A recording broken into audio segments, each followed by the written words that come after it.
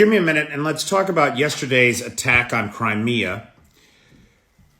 We said last night in the live that the Russians are claiming that they shot down 8 Storm Shadows and 2 ATACMS in a failed effort by the Ukrainians to strike targets in Crimea.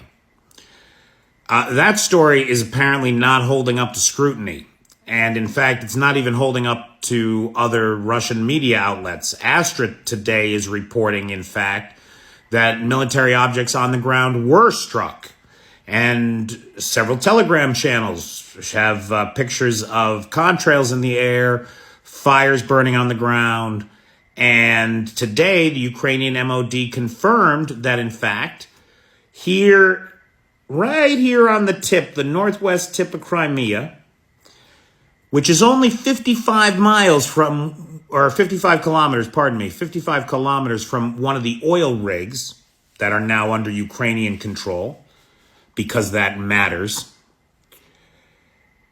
An S-400 missile system was heavily damaged. The Ukrainians are not saying it was destroyed. They're saying it was heavily damaged, as are the Russian sources. So that's in the town of Olenkivka, right on the tip of the peninsula there in the northwest corner of Crimea. Now, those S300 missile systems are good air defense systems, right? But if you recall, it's not that long ago that Ukrainian forces landed on that very peninsula and took out an S-400 missile system, as well as 2 radar batteries worth about $20 million apiece.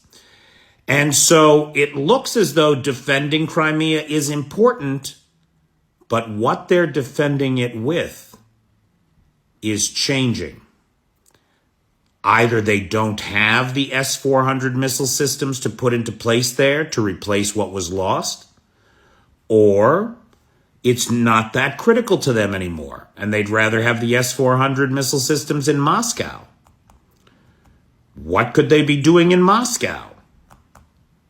What are they worried about that they have S-400 missile systems on the roofs of buildings in Moscow? That's a question to ask yourself. And I think that it goes to Putin's paranoia, that he is waiting for an insurrection, for the next Wagner march on Moscow to happen.